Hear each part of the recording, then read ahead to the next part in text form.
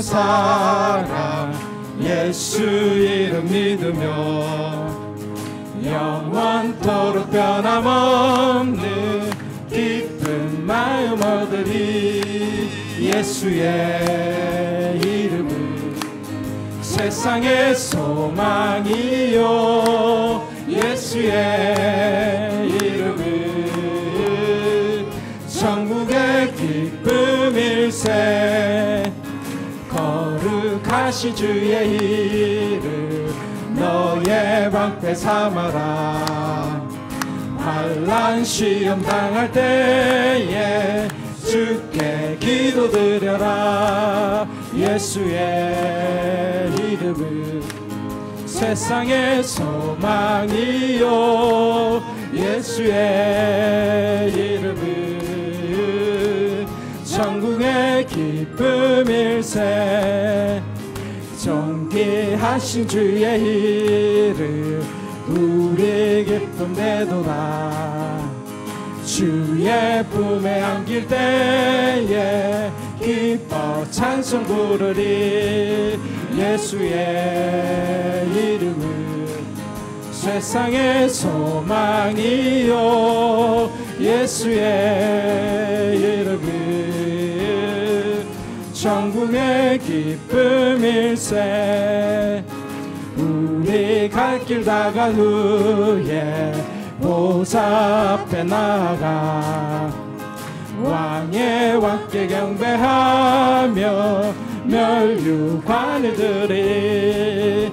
예수의 이름은 세상의 소망이요 예수의 이름은 천국의 기쁨이. 예수의 이름은 예수의 이름은 세상의 소망이요 예수의 이름은 천국의 기쁨일세. 하나님께 영광의 박수를 올리기를 원합니다. 할렐루야.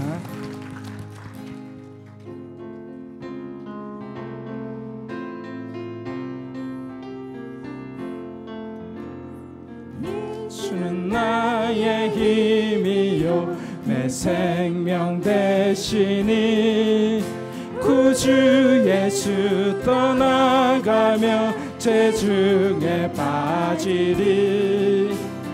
눈물이 앞을 가리고 내 맘에 근심 쌓일 때 기도하고 힘주시리. 주 예수.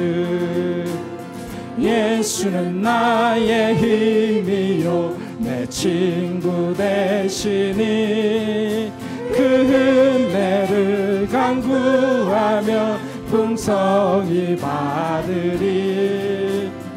햇빛과 비를 주시니 추수할 곳이 많도다. 귀한 열매 주시르니 주 예수. 예수는 나의 힘이요 내 기쁨 되시니 그 명령을 준행하며 죄 중에 빠지되 주야로 보호하시며 바른 길 가게 하시니 의지하고 따라가니 주 예수. 예수는 나의 힘이요 내 소망 되시니 이 세상을 떠나갈 때 곧 영생 얻으리. 한없는 복을 주시고 영원한 기쁨 주시니 나의 생명 나의 기쁨 주 예수. 아멘.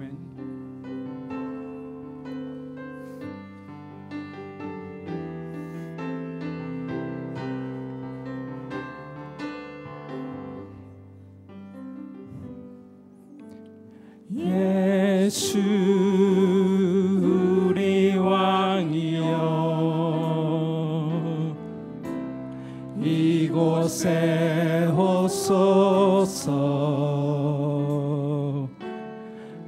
보좌로 주여 임하사 찬양을 받아 주소서. 주님을 찬양하오니 주님을 경배하오니 왕이신 내 주여 오셔서 자정하사 다스리소서.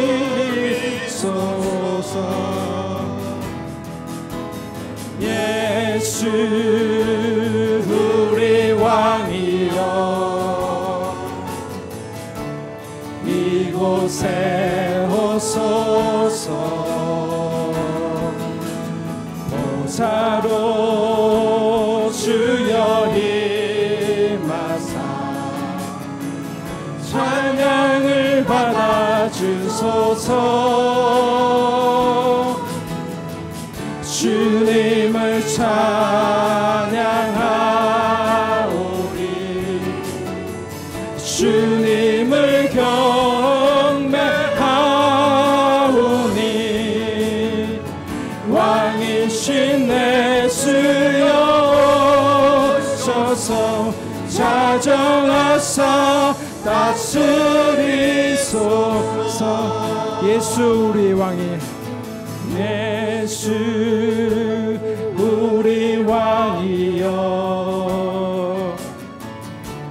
이곳에 오소서. 보좌로 주여 임하사 찬양을 받아 주소서. 주님을 찬양하오니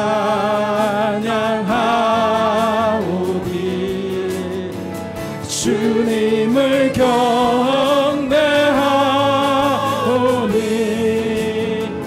왕이신 내 주여 오셔서 자정하사 다스리소서. 주님을 찬양하오니 주님을 찬양하오니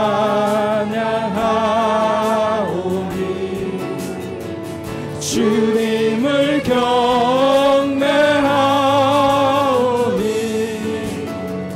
왕이신 내 주여 오셔서 자정하사 다스리소서.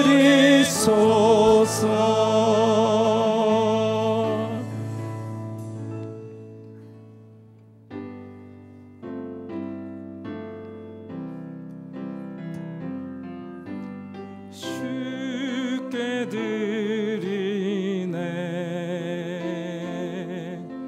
주께 드리네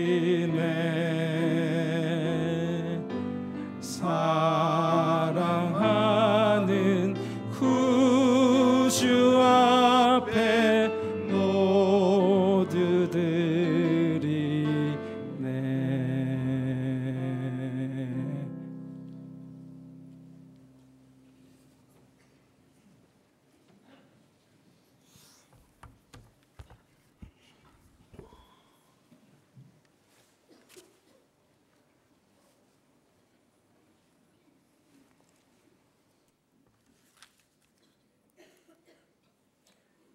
사랑이 많으신 하나님 아버지, 이 시간도 하나님의 크신 사랑에 참으로 감사를 드립니다.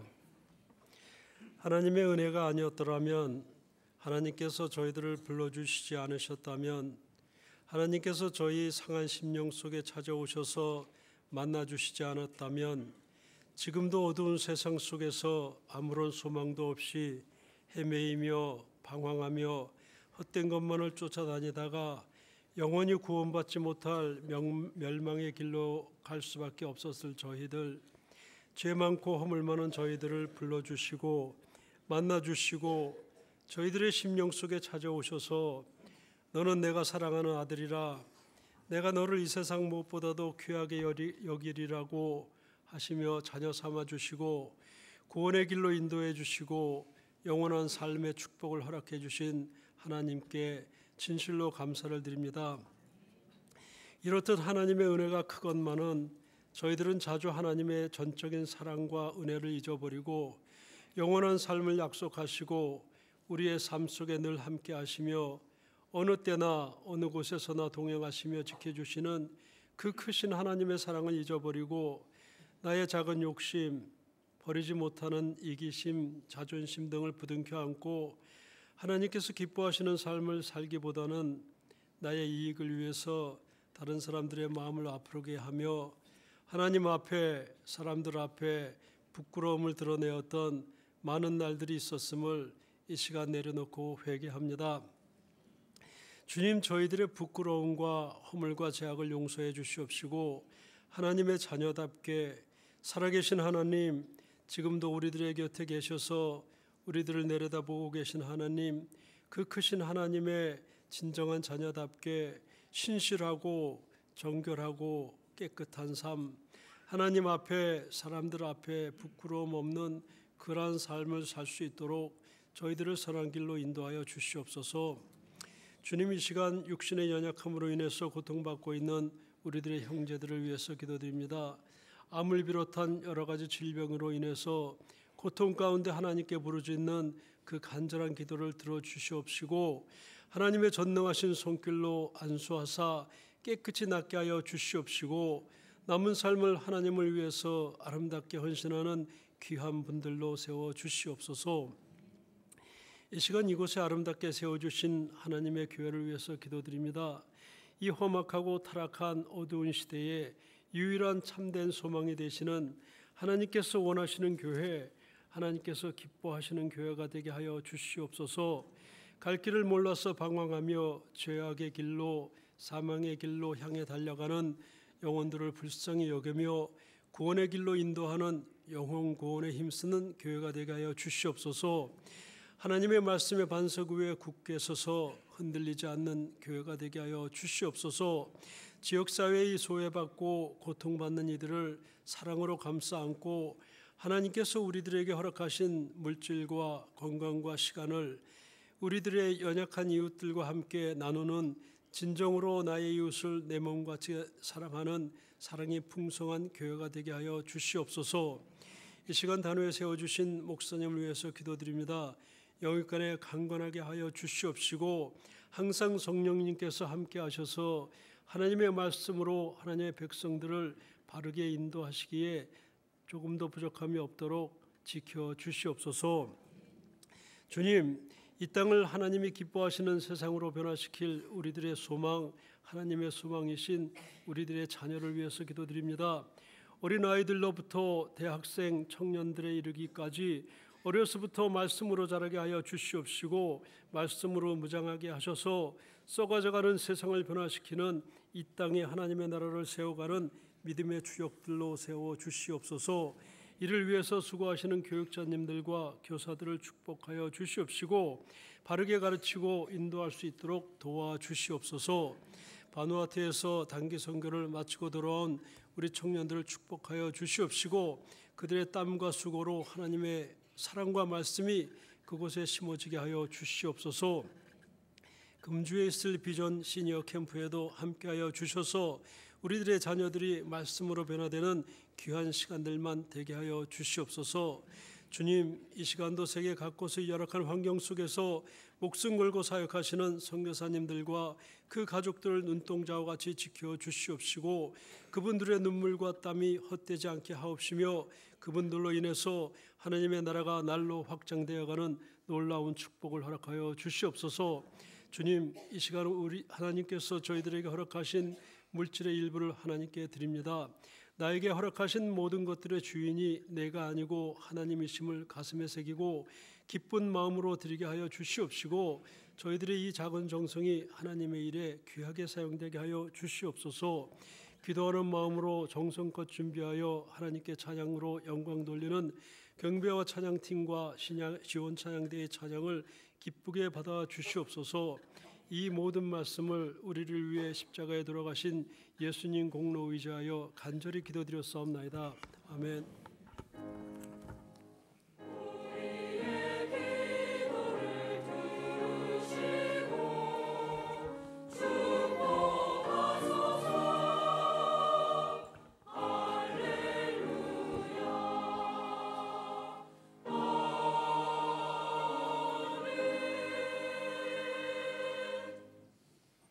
오늘 저희 교회를 방문해 주신 분이 계십니다. 구종원 씨, 또 여동생 되시는 구은선 씨, 오늘 저희 교회를 방문해 주셨습니다. 한 분 자리 잠깐 일어나시면 저희들 축복해 드리겠습니다. 어디 계십니까? 예, 잘 오셨습니다. 주님의 이름으로 축복합니다. 감사합니다. 등록하신 분들이 계신데요. 안현우 씨 등록하셨고요. 정상욱 씨, 안정훈 씨 가정 등록하셨습니다. 자리 한번 일어나 주시면 좋겠습니다. 예, 잘 오셨습니다. 환영합니다. 축복합니다. 감사합니다. 광고 말씀드립니다. 목자 세미나가 7월 15일 다음 주일입니다. 오후 2시에서 5시까지 비전을 수 있게 됩니다. 위에서 기도해 주시고 저는 동참해 주시기를 바랍니다. 묵상규제에 복 있는 사람 서점에서 구입하시면 되겠습니다. 컴패션 후원자 모임이 있습니다. 7월 21일 토요일 오후 2시에 하누리교회 본당에서 이곳에서 있게 되는데요. 후원 아동과의 결혼을 신청한 모든 분들이 다 참석해 주시면 좋겠습니다. 하나님의 말씀은 빌립보서 1장 12절로 23절 말씀입니다. 제가 봉독해 드립니다. 형제 여러분, 내가 당한 고난이 오히려 하나님의 복음을 전하는 데 도움이 되었다는 것을 알려드립니다. 내가 그리스도를 믿었다는 이유로 죄 없이 감옥에 갇혀 있는 것을 모든 경비대와 사람들이 다 알게 되었습니다. 비록 내가 감옥에 있으나 오히려 사람들은 이것 때문에 자신감을 얻어 더욱 담대하게 그리스도의 복음을 전하고 있습니다. 그 중에 어떤 이들은 나를 시기하고 질투하는 마음에서 복음을 전하는 자들도 있습니다. 그러나 돕고자 하는 순수한 마음으로 전도하는 사람들도 많이 있습니다.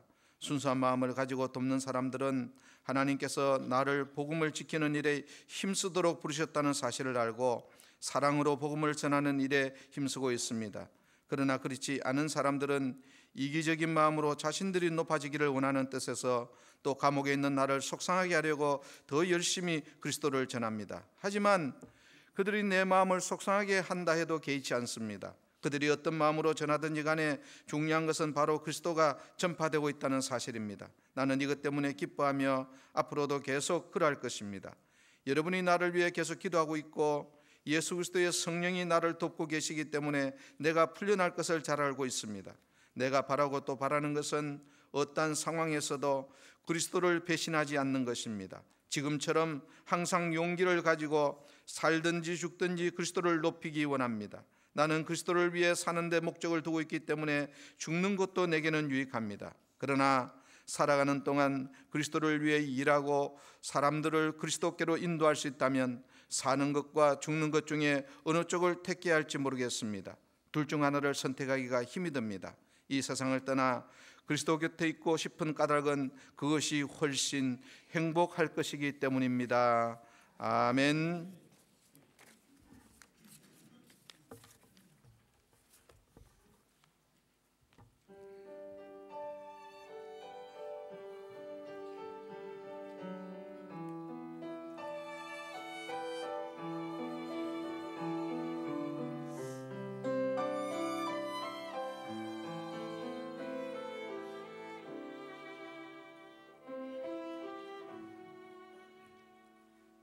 때로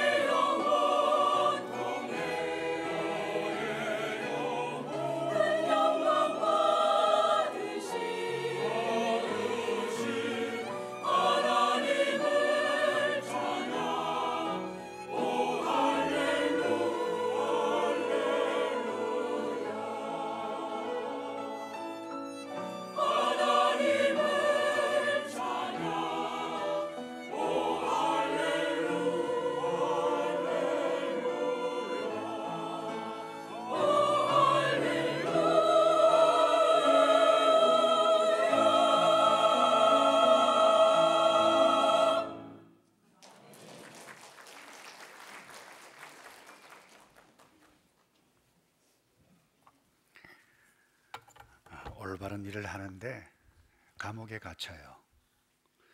올바른 일을 하는데 사람들로부터 비방을 받습니다. 올바른 일 하는 그것 때문에 생명의 위협이 와서 어떻게 될지 모르는 그와 같은 상황이 저와 여러분에게 전개된다라고 하면 이런 심정이 어떠시겠어요? 화가 나지 않겠어요? 아마 분노가 치밀어서 화병이 날 줄도 모를 것입니다. 아니, 내 인생이 왜 이렇게 꼬이지? 왜 이렇게 되지? 이렇게 생각하면 나중에 두려움까지 오게 될 것입니다. 바울에게 이런 일이 한꺼번에 직면하게 되어졌어요. 그런데 이상한 것은 바울이 그런 상황 가운데서 기뻐해요. 즐거워해요. 자기 자신이 원하는 대로 일이 척척척 잘 이루어졌어가 아니에요. 자녀가 잘 되었어가 아니에요. 바울은 스스로 혼자 독신으로 살았습니다.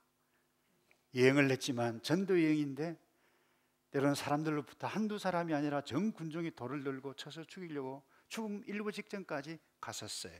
한두 번이 아닙니다. 배가 파선을 당했어요.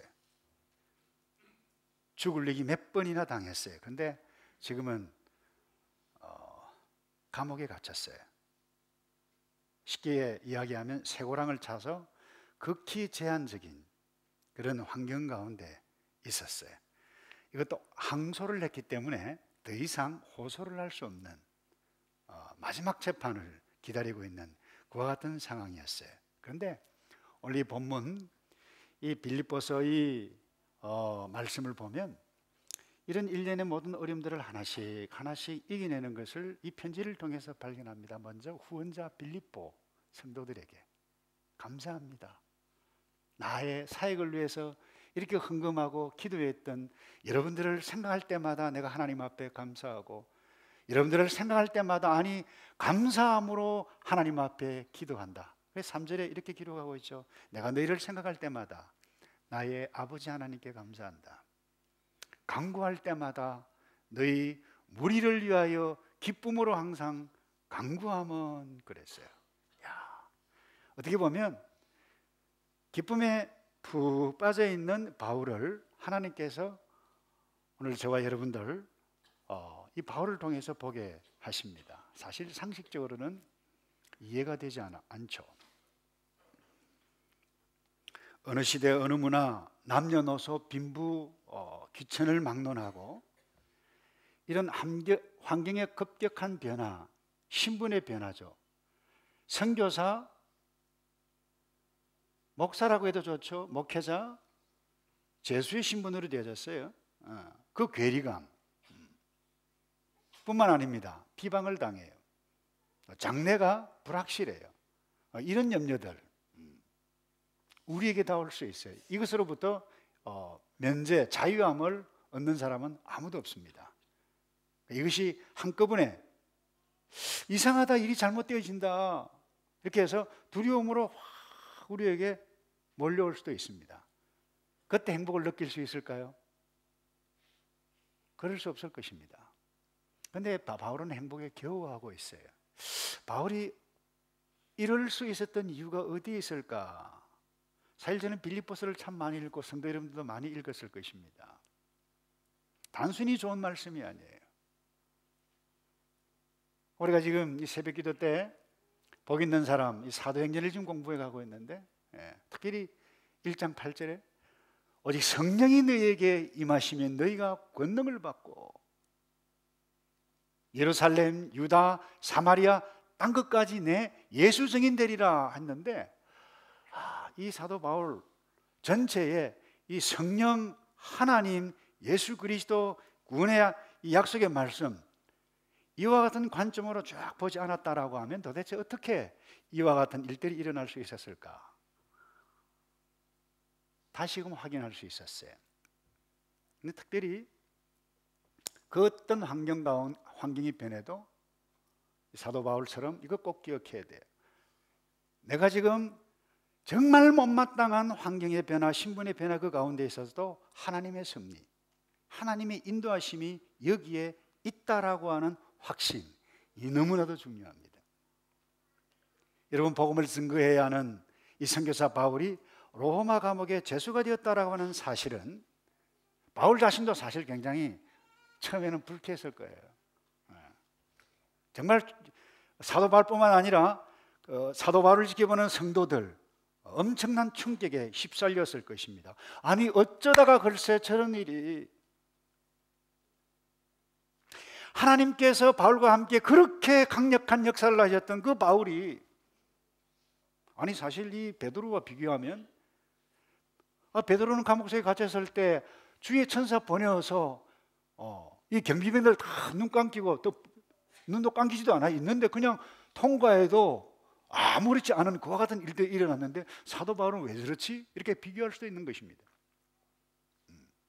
근데 아니 처음에 빌립보에 와서 복음을 증거할 때 감옥 속에 있었지만, 우리 사도 바울이 당신이 말이지 하나님의 은혜로 지진이 막 옥토가 움직이고 그렇게 해서 풀려났는데 왜 그런 일들이 일어나지 않지? 이렇게 생각할 수 있습니다, 여러분. 사실 사도 바울 자신도 하나님 좀 내가 고상하게 지냈으면 좋겠는데요, 이런 생각, 내가 좀 고상하게 선교 사역을, 목회를, 또 사업을 그렇게 하면 얼마나 좋습니까? 이렇게 생각해 볼 수도 있을 만큼 바울을 둘러싸고 있는 환경이 좋지 않았습니다. 사실 적지 않은 사람이 이런 환경의 어려움을 만나면 이 환경에 탓하는데 우리는 굉장히 익숙해져 있죠. 내가 왜 이렇게 됐을까? 내가 참 부모님을 좀 교훈적인 부모를 만났다라고 하면 내가 좀 상처를 덜 받고 자랐고, 정말 자녀들에게도 교훈적인 어머니로, 교훈적인 아빠로 그렇게 좀 멋있게 해갈 수 있었을 터인데, 내가 너무 시대, 내가 너무 우리 가정, 우리 부모 잘못 만났다라고 그런 생각들 한 번쯤 해보는 분들 적지 않아 있으리라고 생각합니다. 그래서 형제도 원망해요, 시대도 원망합니다, 친척도 원망하고 다 원망할 수 있어요. 바울도 성령을 가진 사람이에요. 위대한 인물이긴 하지만 똑같은 우리의 인간이에요. 근데 내 신세 이제 재수가 됐다, 내 사역 시대 끝났다, 이 얼마나 창피한 일인가? 좀 멋지게 말이지 나타내면 얼마나 좋은가? 내 삶에는 미래가 없다, 끝이 났다, 이제 끝이다라고 말을 할 법도 한데 그렇게 말을 하지 않아요. 그는 말하기를 오늘 1장 12절에 뭐라고 말씀하고 있습니까? 개정 계획판에 이렇게 되어 있어요. 내가 당한 고난, 옛날 계획판에는 내가 당한 일이 그랬어요. 하나님의 복음을 전하는데 오히려 도움이 되었다. 이게 무슨 뚱땅지 같은 이야기예요? 지금 감옥 속에 있는데 그 이유를 13절에서 이렇게 이야기합니다. 내가 그리스도를 믿었다는 이유로 죄 없이 감옥에 갇혀 있는 것을 모든 경비대 로마 군인들이 알고, 알만한 귀족들은 알고, 많은 사람들이 다 알게 되었다. 이 사실이 오히려 무엇이 저렇게 바울을 만들었을까라고 하는 생각들을 많은 사람들이 하게 하지 않았겠는가. 그래서 오히려 이것 때문에 복음을 증거에 복음의 진보가 나타났다. 이 말은 복음의 진보라고 하는 의미는 원어에, 여러분 전쟁을 치를 때 청병을 먼저 보냅니다. 앞서. 다시 말해 뒤에 승리의 군사들이 가는데 전쟁을 잘 치르기 위해서 앞에 청병의 역할, 그게 이 진보라고 하는 단어의 의미입니다. 그러니까 바울이 감옥 속에 있는 이것이 뭐예요? 복음의 문이 활짝 열릴 수도 않는 천병 역할을 했다라고 하는 그와 같은 의미가 오늘 본문의 의미입니다. 뿐만 아닙니다. 이런 감옥 속에서 많은 생각을 했을 것입니다. 시간이 얼마나 많아요? 과거를 생각하고 현재를 생각해 보았을 것입니다. 여러분, 바울은 사도행전에서 나타납니다마는, 하나님, 내가 로마도 보아야 되지 않겠습니까? 내가 로마에 가서도 복음을 전해야 되지 않겠습니까? 로마에 복음을 전하기 위해서 예루살렘으로 갔다가 여러분 가기를 원했는데, 여러분 밀레도에서 에베소 장로들이 아니 바울 가면 안 된다. 당신을 죽이고자 하는 사람들이 예루살렘에 꽉 찼는데 안 된다. 나에게 죽음의 고난이 온다 할지라도 안 가겠다. 가요. 그야말로 가자마자 보기 좋게 체포를 당해서 소용돌이 속에서, 그리고는 박해는 여러분이 성경을 읽어서 알겠습니다만은 바울이 예루살렘 도시를 빠져가 나오기만 나오면 가만두지 않겠다고 유대인들이 금식하면서 비밀 결사대를 결성했던 사람들이 지키고 있었습니다. 그런데 이상합니다. 그가 체포되어져서 거기서 재판을 받는데 어디서 그런 지혜가 나온지 모릅니다. 나는 가이사에 가서 재판을 받고 싶다. 그래서 나는 로마 시민권을 가지고 있는 자요. 갑자기 놀래가지고 건드리지 마라. 그리고는 체포를 당합니다만 로마 군인들에게 호송돼서 배를 타고 로마로 갔고 지금 로마 감옥 속에 지금 와 있는 것입니다. 이거 생각해 볼 때 로마 가는 길 고상한 길 아니었어요. 힘든 길이었어요. 고난의 길이었어요. 그럼에도 불구하고 지금 생각해 보니까 야, 내가 만약에 이 로마 죄수로 끌려오지 않았다라고 하면 나 혼자 뭐 몇몇 동력자와 함께 나오겠지만 성도들과 이 비밀 결사대야 아마 내 목숨은 없었을 것이다. 이걸 생각해 보니까 하나님의 그 오묘하신 역사를 하나님 감사합니다. 내가 여기에 어제 기도했는데 그 어제의 기도의 응답이 오늘 여기에 와 있군요. 하나님 감사합니다. 그리고는 내가 기뻐하고 기뻐합니다. 복음의 신보가 나타난 줄, 이 엄청난 일들, 나를 위해서 염려하고 두려워하고 있는 이 빌립보 성도들에게 내가 편지를 나누기를 원한다. 그래서 편지를 쓴 것입니다. 여러분, 환경의 변화, 신분의 전락이 아니라 하나님의 오묘하신 섭리를 볼 수 있어서 너무 감동을 받았을 것입니다. 여러분, 환경이 바뀌고 신분이 바뀌어서 정말 못 견딜 상황 때문에 두려워하는 사람들 적지 않으리라고 봅니다. 하나님께서 왜 그렇게 하셨을까? 왜 나를 이렇게 인도하시지? 그런 생각들 때 있을 것입니다. 그때 여러분이 사도 바울 이 신앙의 선배 좀 함께 보았으면 좋겠는, 나의 관점이 아니라 하나님의 관점으로 관찰해 볼 수 있는 눈을 가지면 좋겠어요. 여러분, 다윗을 기억하시나요? 그가 사무엘 선지자로부터 기름을 딱 부음을 받았어요. 그 기름 부으면 보통 기름 부음이 아니면 당신 이제 왕이요, 왕이라고 기름을 붓는 그 순간부터 인생이 꼬이기 시작했어요. 잘 되는 것 같았어요. 골리앗을 이겼어요. 무거운 훈장 받았어요. 왕의 사위가 되었어요. 와, 이거 뭐 승승장구하네. 그런데 어느 날 한순간에 무너지기 시작합니다. 이 사울의 질투심 때문에 창을 던짐을 당합니다. 생명의 위협을 받습니다. 망명가지 않으면 망명가지 않으면 살아남을 수가 없었어요. 광야로 가고 싶어 가는 것이 아니라 억지로 가요. 왜 그와 같은 고생을, 생고생을 하게 했을까요? 이해가 되지 않았을 것입니다. 저 역시 마찬가지입니다. 여러분도 마찬가지일 거예요. 근데 만약에 말이죠, 사울의 질투로 광야에서 고생을 이 다윗이 하지 않았다라고 하면, 여러분 한번 생각해 보세요. 다윗은 막내입니다. 어리광 많이 피웠어요. 장난기도 심했고, 그러나 하나님의 나라를 향한 그 정의와 의분 투철했던 다윗이었어요. 근데 이 막내가 사실 그렇게 생고생하지 않았다면 그 광야에서 깊은 하나님과의 만남, 깊은 뿌리 깊은 영성을 경험해 갈 수가 없었을 것입니다. 여러분, 언제 많은 시편들을 다윗이 기록했나요? 광야 시절입니다. 힘들 때입니다. 어려웠을 때입니다. 거기에서 한이 있는 사람들, 어려움을 당해 있는 사람들과 함께 모여서 돌보는 아비의 마음, 리더의 마음, 지도자의 마음 함께 품고, 마음에 안 드는 사람들이었지만 거기서 리더십을 키워갈 수 있었을 것입니다. 앤드류 머레이라고 하는 귀한 목사님이 계세요. 이분이 책을 많이 썼는데 이분의 책을 읽다가 성도들에게 이런 권면하는 것을 읽었어요.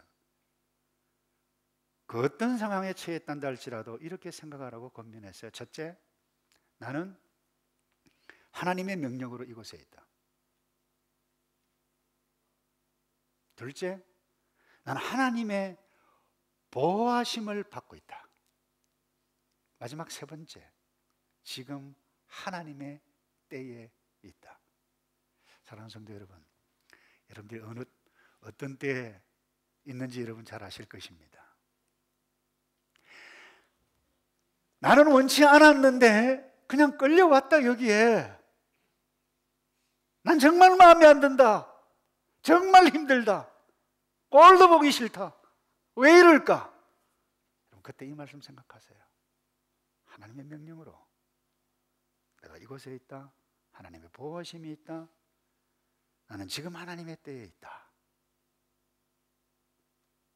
여러분 이걸 믿기를 주님의 이름으로 축복합니다. 하나님 온 세상 만드셨어요. 다스리는 그분 지금 저와 여러분 인도하고 계세요. 그분의 섭리가 저와 여러분 이 고통스러운 상황 가운데서 일하세요.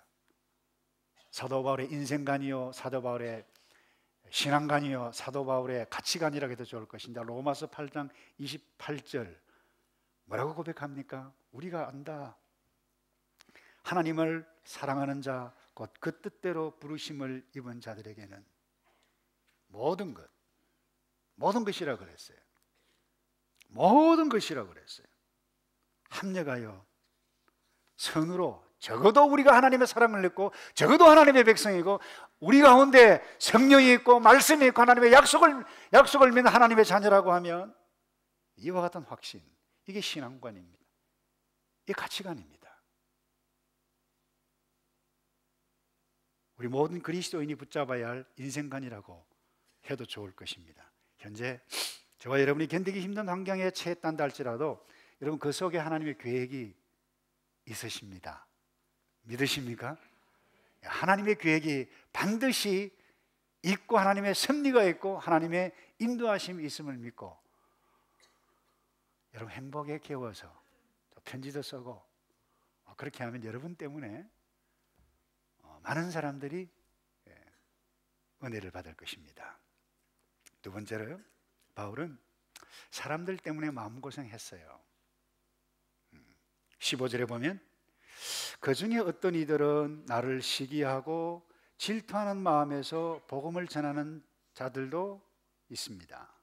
그러나 돕고자 하는 순수한 마음으로 전도하는 사람들도 많이 있습니다. 그랬어요.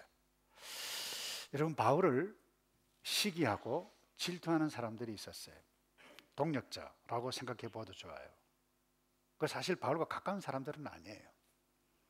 유대주의였지만 복음을 받았던 메시아닉 주 그룹이었는데 이 사도 바울의 영향력 그리고 행해가는 것 이것에 대해서 좀 좋지 않게 생각하는 또 다른 그룹들이었습니다.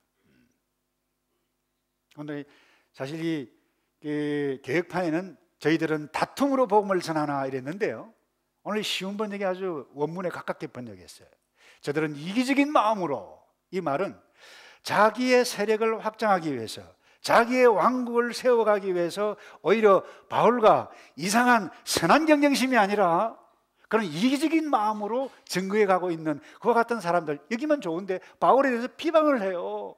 비판을 해요. 그래 얼마나 속 이상하겠습니까? 얼마나 속 이상해요. 배신당한 기분 아니겠어요? 그런데 바울은 그렇게 비관적으로만 보지를 않습니다. 그래서 여러분 우리가 사람이 살다 보면 사람이 두려울 때가 있어요.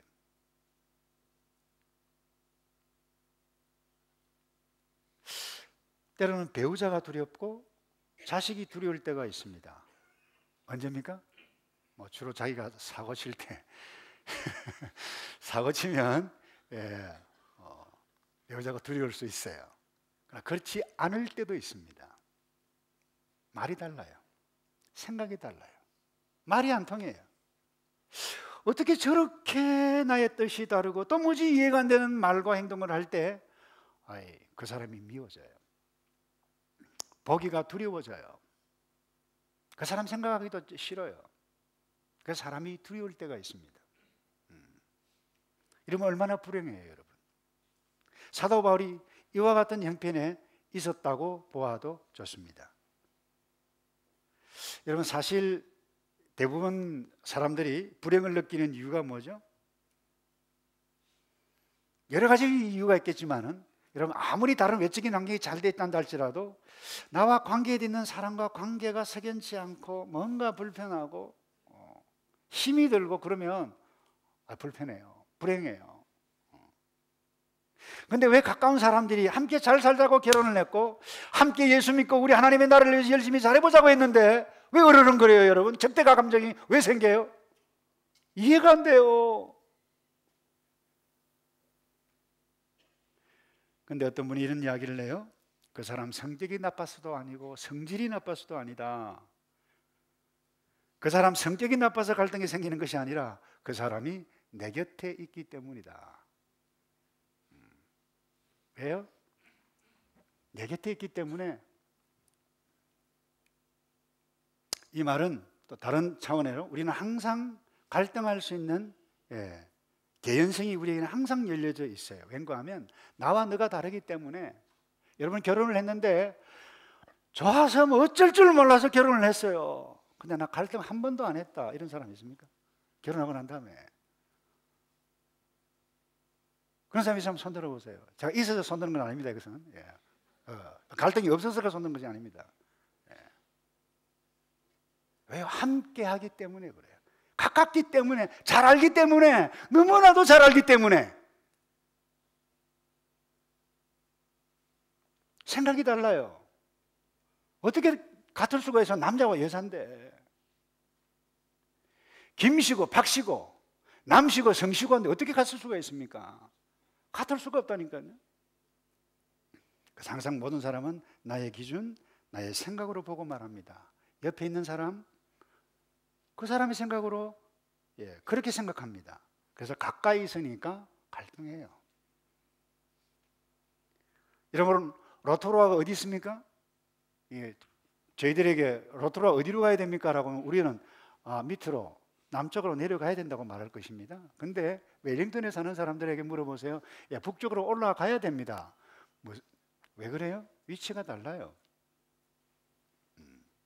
입장이 달라요. 근데 여러분, 바울은 이런 불편한 이상한 인간관계도 뛰어넘습니다. 어떻게 뛰어넘어요? 자, 다시 정리합니다. 제가 사도행전 1장 8절을 제가 말씀을 드렸는데, 오직 성령이 너에게 임하시면 너희가 무엇을 받는다고 그랬어요? 권능. 이 권능에 이 이상한 말을 써서 죄송합니다. 원래 듀나미스라고 하는 단어예요. 이 다이너마이트와 같은 거예요. 엄청난 폭발력이에요. 굉장한 영향력이에요. 반드시 권능이 임한다. 그러면 그 다음에 뭐예요? 예루살렘과 사마리아와 땅끝까지 내 증인이 되리라고 그랬어요. 그래서 여러분, 이 사도 바울이 예수를 만났고 오순절 강림 때 성령 임하신 것 성령 받아서 능력이, 권능이 있어요. 그 권능은 단순하게 치유하는 능력, 여러분 그와 같은 능력을 이야기하는 것이 아니에요. 예수 증인 되기 위한 권능이에요. 엄청난 힘이에요. 그 엄청난 파워가, 하나님의 놀라운 사랑의 능력이, 위대한 하늘의 에너지가 이 바울에게 임했어요. 그러니까 인간관계를 단순히 인간관계로, 나와 너와의 관계로 보지 않아요. 하나님의 복음을 어떻게 증거할 것인가 사명에 집중해 가고 있어요. 그래서 뭐라고 지금 고백하고 있습니까?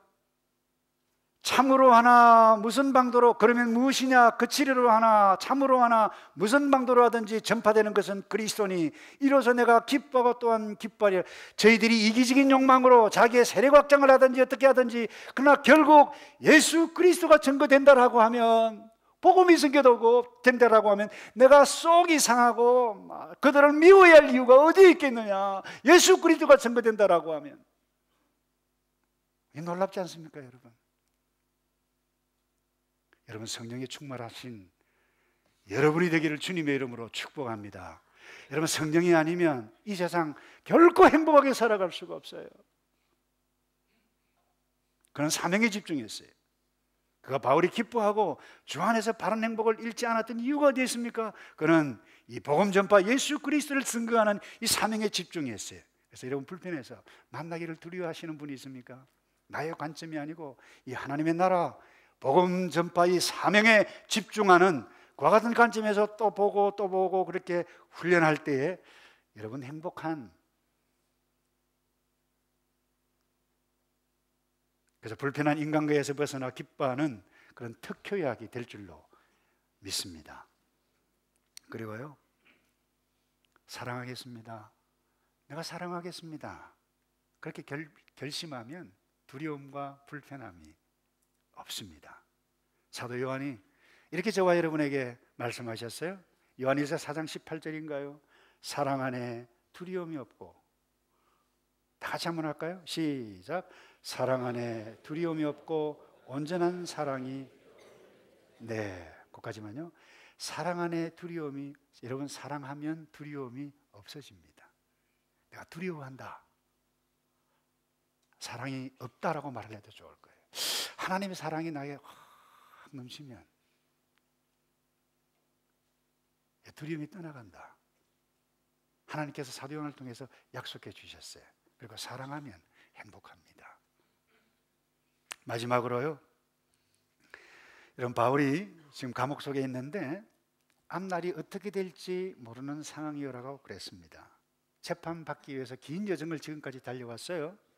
앞으로 이 재판이 끝나고 나면 어떤 일이 일어날지, 여러분, 이 사도 바울의 삶과 죽음이 걸려져 있는 재판이 이 재판이었습니다. 그리고 이 재판 딱 끝나면 그 다음에 다시 어필할 수 있는 기회가 없어요. 결국 아시다시피 사도 바울은 죽었어요. 순교당했습니다. 근데 적어도 1차 투위라고 보는데, 여러분, 이와 같은 이번 재판에 그의 운명이 판가름 나는 그런 상황이었습니다. 두렵지 않았을까요, 여러분? 적어도 사람이라고 하면 나의 미래가 불확실하고 내 인생이 어떻게 될까 불안하고 두려워하는 법입니다. 제가 며칠 전에 한국에서 심장 수술을 하고 돌아온 성도를 가정을 방문을 했는데, 그분이 그런 이야기를 해요. 병원에 가니까 다 이제 이 심장 수술을 받기 위해서 기다리는 사람들이에요. 수술을 받기 위해서 기다리는 사람들인데 간호원이 따라와가지고 누구 환자 이제 수술하러 들어갑니다, 준비하십시오 하면요, 수술을 받기 위해서 왔는데 그렇게 그 침대에서 내려오기를 싫어한다는 것입니다. 왜 그럴까요, 여러분? 다른 수술도 마찬가지입니다만 특별히 심장 한 번 잘못되면 돌아올 수가 없다라고 하는 이런 불안감, 두려워하는 마음, 수술 중에 사망하는 일이 그렇게 많다는 것입니다. 워낙 큰 병이었기 때문에 실제로 그렇다는 거예요. 이분이 이야기를 하는데, 여러분, 실제로 수술을 하는 동안 이분도 6시간 동안 수술을 했다고 그래요. 기다리는데 수술실 전광판에 들어왔어요. 지금 수술실 안에 있는 환자 이름이 쫙쫙 나와요. 그리고 그 다음에 수술이 마치면 회복실, 그래서 환자 이름이 이쪽으로 가야 된다는 것입니다. 그 다음에 회복이 이제 마취에서 깨어나면 다음 중환자실로 가는데 전광판에 환자 이름이 다 나와요. 근데 수술실 들어갔는데 회복실로 자기 가족 이름이 나와야 되는데 안 나와요. 갑자기 기다렸던 사람들이 운다는 것입니다. 여러분, 한번 생각해 봐요. 얼마나 두려워요. 근데 감사한 것은 이분이 짜잔 그 남편 이야기가 그래요. 수술 받기 전에 받고 오겠다고, 이해가 잘 안 되었다고 그러는데, 여러분, 다 두려워하기 마련이에요. 여러분, 사도 바울도 사실 그와 같은 비슷한 상황에 있었을 것입니다. 얼마나 불안하고 초조했을까요? 그게 다 인간의 감정인데, 여러분 바울도 성령을 가진 인간이에요. 사실 그는 나이도 많았습니다. 외로웠습니다. 재판을 기다리고 있는 상황에 그가 어떻게 고백하는 줄 아세요? 살고 싶죠. 그 본문에도 나타나 있어요. 성령께서 말씀하신다, 풀려날 수 있을 것이다 라고까지 이야기를 했어요. 그러나 결국에는 1차 초국 때 풀려날 수 있었을 것입니다. 결국 사도 바울은 순교를 당해요. 그런데 여러분, 이 본문에서 뭐라고 고백합니까? 20절에 나의 간절한 기대와 소망을 따라 아무 일이든지 부끄러워하지 아니하고 지금도 전과 같이 온전히 담대하여 살든지 죽든지 내 몸에서 그리스도가 존귀하게 되려 하나니. 여러분 이해가 됩니까? 재판 앞에서, 여러분 수술실 앞에서 난 죽어도 좋다, 그러나 수술 받으러 간다, 이런 사람 잘 없어요. 그러나 정말로 성령이 저와 여러분에게 임하고 내게 있는 것이 그리스도라고 하면, 주님 내가 하나님의 나라에 이미 그에 있고 어떤 일이 당하도 하나님의 섭리가 그것이라고 하면 내가 으셉하겠습니다. 와, 여러분 이런 능력이 있는 성령의 사람이 되기를 주님의 이름으로 축복합니다. 말씀을 마무리할게요.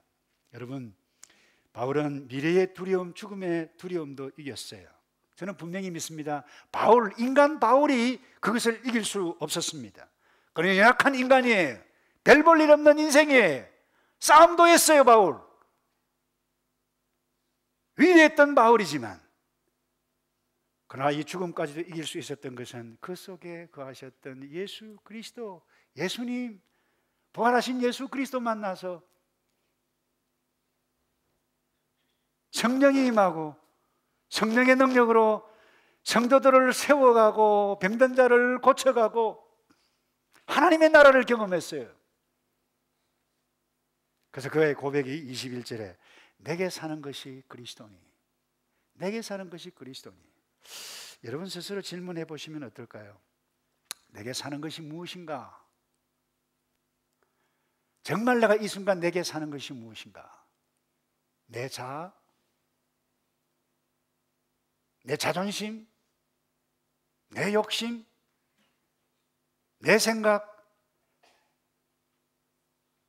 내 자아가 있다라고 하면 두렵습니다. 무섭습니다. 불안합니다. 떨릴 거예요. 그러나 그리스도가 있으면 이깁니다. 그리스도가 있으면. 그래서 여러분, 주님은 이미 예수 믿는 우리에게 와 계세요. 여러분 와 계시는 걸 아시죠?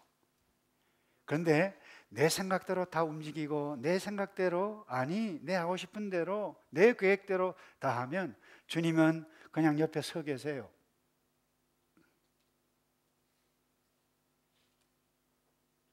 그냥 옆에 서 계실 뿐입니다. 안타까워하시죠? 내 안에 주님이 계십니다. 이 인식, 이 확신 가지면 죽음이 내 앞에 와도 사랑하는 자의 죽음 앞에서도 일어설 수 있는 힘이 그분께로부터 임할 줄로 믿고, 여러분 어떤 상황, 어떤 불편한 관계, 어떤 일들 나타난다 할지라도 주 예수를 믿는 믿음 외에는 이겨갈 수가 없고, 날마다 주의 품 안에 거하는 저와 여러분 되시기를 축복합니다. 우리 다 같이 제가 기도하기 전에 우리의 말씀을 생각하면서 여러분 눈을 감고 먼저 개인적으로 여러분들이 함께 좀 기도했으면 좋겠어요. 하나님, 나를 힘들어하는 것, 여기 하나님의 섭리가 있습니다. 나와 힘든 관계에 있는 그 사람들, 복음 전파 사명에 집중하는 관점으로 내가 훈련하겠습니다. 그렇게 기도하면 어떨까요? 내게 사는 것이 아버지 내가 아니고 나의 자존심이 아니고 나의 미래가 아니고 예수 그리스도이기를 소원합니다. 그렇게 다 같이 한 목소리로 함께 말씀을 생각하면서 아버지 앞에 우리 반응하는 기도를 할까요? 다 같이 기도하겠습니다. 거룩하신 아버지, 힘들어하는 것, 이 중에 주의 백성들이 두려워하는 것 있을지니까 아버지께서 내게 가는 것이 예수님이기 때문에 승리해 가고 이겨가는 저희들 될 수 있도록 아버지여 이 종을 긍휼히 여겨주소서. 감사합니다. 성령 하늘의 성령의 능력이 임하여 위로부터 치유하여 주시옵소서. 힘들어하는 사람 이 말씀 때문에 치유가 일어나고 성령 하나님의 일하심 때문에 회복이 일어나도록 아버지 일하여 주시옵소서. 아버지 이 시간 걸어가신 아버지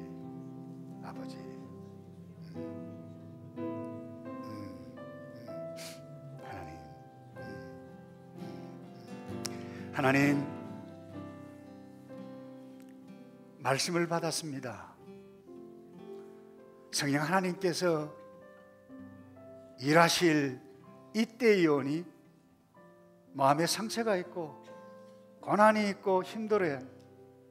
그와 같은 아픔이 있는 자, 주 성령께서 지금 이 시간 일하시고 치유해 주셔서 하늘의 힘으로 말미암아 회복이 되어지고 일어나는 이 백성들, 오 하나님 복을 내려 주시옵소서. 하나님 두려워 떠는 자들이 있습니까? 아버지 치유하여 주시옵소서. 몸이 아파